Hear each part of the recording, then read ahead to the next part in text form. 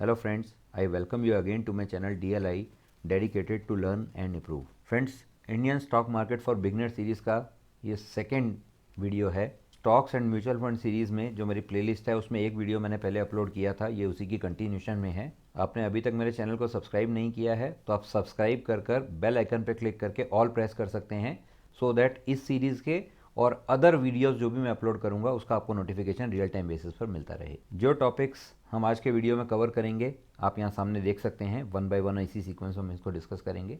Friends, इन सब topic के time codes मैंने डिस्क्रिप्शन में दे दिए हैं। अगर आपको लगता है कि आपको इनमें से कोई पर्टिकुलर टॉपिक ही देखना है तो आप टाइम कोड की मदद से सीधा उस टॉपिक पर जंप कर उसको देख सकते हैं। और ये वीडियो सिर्फ एजुकेशनल पर्पज़ से है, अपने इन्वेस्टमेंट डिसीजन लेने के लिए आप अपने फाइनेंशियल एडवाइज़र को ही कंसल्ट करें। So first of all friends, we will discuss share, equity, stocks, इन सब का मीनिंग क्या है। मैंने अपने प्रीवियस वीडियो में भी ऑलरेडी मेंशन किया था कि अगर आप किसी कंपनी का शेयर परचेज करते हैं तो आप उस कंपनी में थोड़ी सी ओनरशिप गेन कर लेते हैं। डायरेक्ट इक्विटी में इन्वेस्टमेंट करने का बेनिफिट क्या है, आपको हाई रिटर्न पोटेंशियल मिलता है। स्टॉक्स में डायरेक्ट इन्वेस्ट करने का डिसएडवांटेज क्या है, ये हाई रिस्क होते हैं। फ्रेंड्स, कुछ स्टॉक्स बहुत हाई बीटा होते हैं, दैट इज उनमें वॉलेटिलिटी बहुत ज़्यादा होती है। एक दिन में 10%, 20% की अपवर्ड और डाउनवर्ड मूवमेंट उनके प्राइस में हो जाती है। तो अगर आप इतनी वॉलेटिलिटी बर्दाश्त कर सकते हैं तो ही आपको डायरेक्ट इक्विटी में इन्वेस्ट करना चाहिए, अदरवाइज नहीं। Now what is a mutual fund? तो म्यूचुअल फंड में ऐसी कंपनीज जिनके पास शेयर मार्केट से रिलेटेड एक्सपर्टीज है, उनके पास एक टीम है जो कि रेगुलर बेसिस पे कंपनीज को स्टडी करते रहते हैं, कंपनीज के इन्वेस्टमेंट प्लान को स्टडी करते रहते हैं। और बड़े म्यूचुअल फंड तो कंपनी के जो टॉप मोस्ट मैनेजमेंट में लोग होते हैं उनसे डिस्कशन करके उनके फ्यूचर प्लान भी जानते रहते हैं और अकॉर्डिंगली वो डिसाइड करते हैं कि इस कंपनी में हमें इन्वेस्ट करना है या नहीं करना है। म्यूचुअल फंड को जो पैसा मिलता है उसको AUM कहा जाता है, एसेट्स अंडर मैनेजमेंट, जिनको वो शेयर, बॉन्ड और अदर एसेट क्लासेस में इन्वेस्ट करते हैं। इसके एडवांटेज क्या है? प्रोफेशनल लेवल पे आपके फंड को मैनेज किया जाता है, यानी वो लोग जिनका फुल टाइम काम कंपनीज की स्टडी करना है और मार्केट के उतार चढ़ाव पर नज़र रखना है, वही आपके पैसे को मैनेज करते हैं। वो आपके पैसे को डाइवर्सिफाई करके इन्वेस्ट करते हैं, दैट इज वो किसी एक स्टॉक में इन्वेस्ट नहीं करते हैं, वो मल्टीपल सेक्टर और मल्टीपल स्टॉक्स में इन्वेस्ट करते हैं। जो बिगिनर हैं उनके लिए एक एडवांटेज होता है कि आप जो काम कर रहे हैं आप उसको करते रहिए ताकि आपकी रेगुलर इनकम का सोर्स बना रहे। स्पेशली वो लोग जो सैलरीड क्लास से हैं और ज़्यादा पढ़ने के लिए टाइम नहीं लगा सकते या नहीं लगाना चाहते, तो वो एक फिक्स्ड अमाउंट जैसी उनकी मंथली सैलरी क्रेडिट होती है वो सिप के थ्रू इन्वेस्ट कर सकते हैं म्यूचुअल फंड में। म्यूचुअल फंड इन्वेस्टमेंट के डिसएडवांटेजेस क्या हैं कि जो आपका फंड मैनेज कर रहा है वो फ्री ऑफ कॉस्ट तो मैनेज करेगा नहीं, तो वो दो तरह के चार्जेस आपसे लेता है, एक्सपेंस रेशो और एग्जिट रेट। जो रिटर्न्स हैं वो डायरेक्ट स्टॉक इन्वेस्टिंग की कंपैरिजन में कम होते हैं,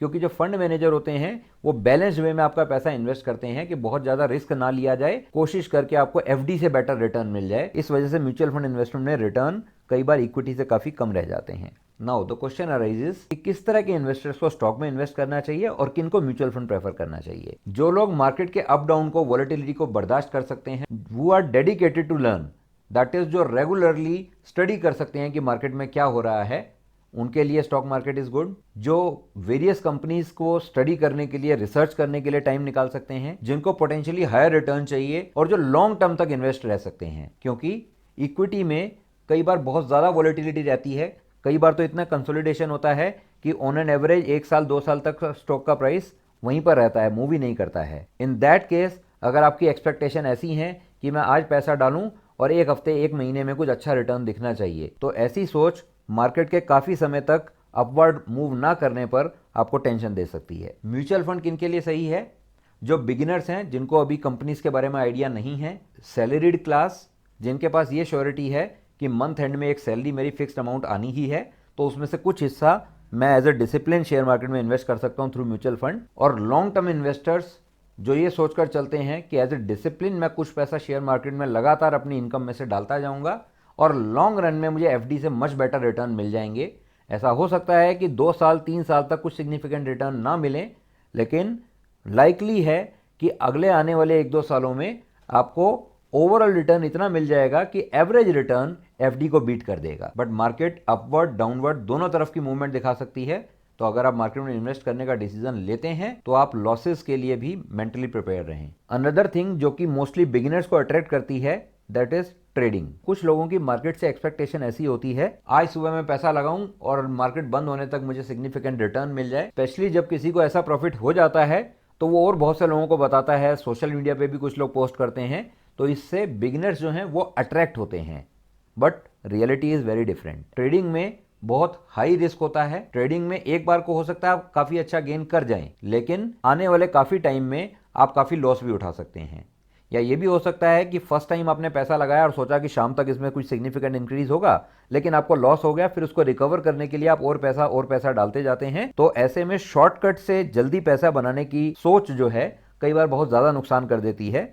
तो अगर आपका बहुत अच्छा एक्सपीरियंस नहीं है तो आपको ट्रेडिंग को अवॉइड करना चाहिए। सक्सेसफुल ट्रेडिंग के लिए आपके पास एनालिटिकल स्किल्स होनी चाहिए, डिसिप्लिन होना चाहिए और एक्सपीरियंस होना चाहिए। ये सेबी ने ही प्रेस रिलीज निकालकर बताया था कि 93% ऑफ द इंडिविजुअल ट्रेडर जो हैं वो F&O future and option segment में लॉस उठाते हैं, और 3 साल का एग्रीगेट लॉस जो कि ट्रेडर्स ने उठाया है that was 1.8 lakh crore rupees. Now mutual fund में अगर हम पैसा देते हैं तो उसमें दो तरह के चार्जेस मेनली करते हैं, जिनमें से फर्स्ट है एक्सपेंस रेशो। एक्सपेंस रेशो क्या है? म्यूचुअल फंड कंपनी आपकी इन्वेस्टमेंट को मैनेज करने के लिए कुछ फी चार्ज करती है जो कि इन हेड्स में खर्च होती है। फंड को मैनेज करना, नए स्टॉक्स के बारे में रिसर्च करना, एग्जिस्टिंग स्टॉक जो पोर्टफोलियो में है क्या उनमें रीबैलेंसिंग की जरूरत है, इसके बारे में रिसर्च करना, कुछ एडमिनिस्ट्रेटिव एक्सपेंसेस, क्योंकि म्यूचुअल फंड कंपनीज भी लोगों को हायर करती हैं जिनका काम होता है फुल टाइम बेसिस पे वेरियस कंपनीज को स्टडी करना। तो ऐसे में उनकी सैलरी के एक्सपेंसेस, जिस ऑफिस में वो लोग काम करते हैं उस ऑफिस के एक्सपेंसेस,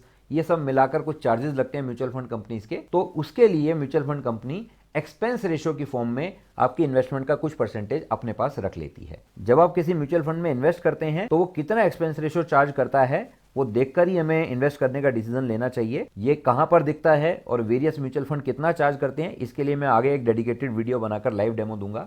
एक्सपेंस रेशियो को एक एग्जांपल से समझते हैं।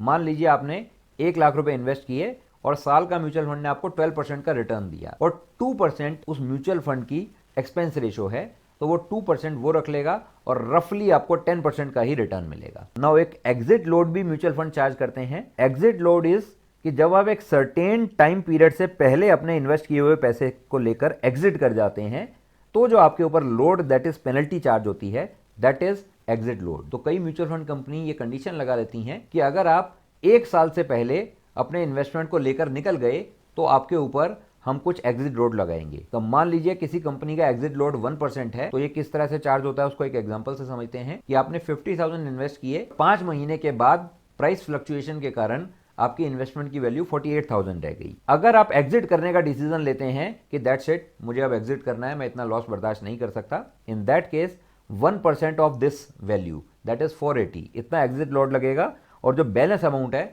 वो आपको मिल जाएगा। अगर आप एक टाइम से ज्यादा समय तक इन्वेस्टेड रहते हैं तो most of the mutual fund exit load charge नहीं करते हैं, और कुछ इंडेक्स फंड होते हैं जो कि एग्जिट लोड चार्ज ही नहीं करते हैं। इसके बारे में अपकमिंग वीडियो में हम डिस्कस करेंगे। तो एग्जिट लोड कंपनीज क्यों लगाती हैं? ताकि इन्वेस्टर्स फ्रीक्वेंटली बाइंग और सेलिंग ना करें, और एकदम से अगर बहुत सारे लोग पैसा निकाल कर ले जाएंगे तो फंड मैनेजर्स के पास काफी कम पैसा बचेगा, उसके ऊपर प्रेशर आएगा।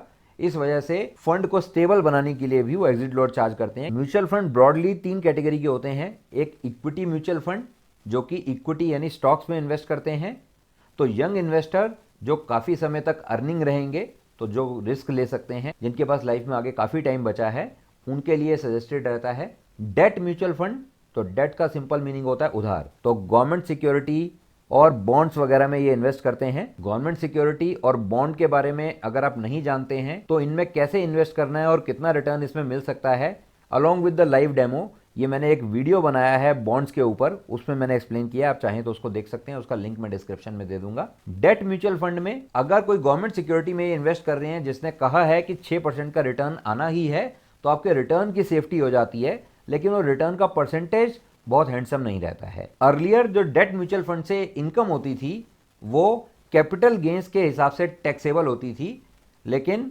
1 अप्रैल 2023 से एक चेंज हुआ है कि आपकी जो भी इनकम डेट म्यूचुअल फंड से होगी उस इनकम पर आपकी टैक्स ब्रैकेट के हिसाब से इनकम टैक्स लिया जाएगा। टैक्सेशन के ऊपर भी मैं एक सेपरेटली डेडिकेटेड वीडियो बना दूंगा जिसमें मैं एक्सप्लेन करूंगा स्टॉक्स एंड म्यूचुअल फंड से होने वाली इनकम पर कितना टैक्स लगता है। And then there are hybrid mutual fund जो कि बैलेंस्ड वे में स्टॉक्स और डेट दोनों में इन्वेस्ट करते हैं। तीनों तरह के म्यूचुअल फंड में कितना एक्सपेक्टेड रिटर्न है एनुअल, ये आप यहां देख सकते हैं। ये एवरेज एक्सपेक्टेड रिटर्न है। मार्केट में वोलेटिलिटी रहती है तो रिटर्न इससे ज्यादा भी हो सकता है और कम भी हो सकता है। नाउ म्यूचुअल फंड में इन्वेस्ट करने के दो तरीके होते हैं। पहला SIP, that is systematic investment plan, जिसमें आप रेगुलरली एक फिक्स डेट पे एक फिक्स्ड अमाउंट इन्वेस्ट करते चलते हैं और उसके लिए आप अपने बैंक को मैंडेट दे देते हैं कि लेट से मैंने 5000 की सिप सेट कर दी, तो मैं अपने बैंक को मैंडेट दे रहा हूं कि इस म्यूचुअल फंड में लेट से सेकेंड ऑफ एवरी मंथ आप 5000 निकालकर इन्वेस्ट करते चले जाना। तो सिप का फायदा क्या होता है कि जो आपकी सैलरी आती है उसका एक सर्टेन अमाउंट, जो 500 रुपए महीना भी हो सकता है, 1000 रुपए भी हो सकता है और 20,000 भी हो सकता है, तो इससे एक डिसिप्लिन इन्वेस्टिंग होती रहती है और एवरेजिंग हो जाती है। यानी मार्केट हमेशा एक जैसी नहीं रहती, वो इस तरह ऊपर नीचे होती रहती है। तो मान लीजिए अप्रैल के मंथ में आपने पैसा इन्वेस्ट किया तो उस समय मार्केट ऊपर थी, तो आप महंगे रेट पे पैसा इन्वेस्ट कर रहे हैं, लेकिन मई के महीने में मार्केट गिर गई तो आप लोअर रेट पे भी इन्वेस्ट कर रहे हैं। तो ओवरऑल आपकी इन्वेस्टमेंट एवरेज हो जाती है और कंपाउंडिंग से लॉन्ग टर्म में अच्छा रिटर्न मिल जाता है। लमसम क्या होता है कि आपके पास एक सिग्निफिकेंट पैसा आ गया तो एक पर्टिकुलर टाइम पर लमसम आप उस पैसे को डायरेक्ट इन्वेस्ट कर सकते हैं। तो रादर देन मंथली बेसिस पे या एक फिक्स पीरियड में इन्वेस्ट करने के, आप एक फिक्स्ड अमाउंट लमसम वे में इन्वेस्ट कर सकते हैं। स्टॉक्स में इन्वेस्टमेंट के लिए हमें एक डीमैट अकाउंट ओपन करवाना होता है, जिसे डीमैटेरियलाइज्ड अकाउंट भी कहते हैं। और वो इसलिए कहते हैं कि पुराने टाइम में स्टॉक्स जो हैं वो पेपर की फॉर्म में मिला करते थे, लेकिन अब सब कुछ डिजिटल है तो आपको पेपर वर्क बिल्कुल नहीं करना होता है, इसीलिए इसको डीमैटेरियलाइज्ड या डीमैट अकाउंट कहा जाता है। जो भी आप स्टॉक या वर्चुअल एसेट्स परचेज करते हैं वो दो डिपॉजिटरी हैं इंडिया में जिनमें स्टोर किया जाता है, that is national securities depository limited NSDL and central depository services limited CDSL। और इन्वेस्ट करने के लिए जो जो डॉक्यूमेंट रिक्वायर्ड होते हैं वो आप सामने अपने देख सकते हैं। So that's it friends. अगर आपने ये वीडियो एंड तक देखा है और आपको ये अच्छा लगा है तो आप कमेंट्स में यस लिख सकते हैं ताकि मेरा भी मोटिवेशन बना रहे, और सब्सिक्वेंटली इस वीडियो को औरों के साथ शेयर भी कर सकते हैं और इस चैनल को सब्सक्राइब भी कर सकते हैं। Thank you so much for watching this video.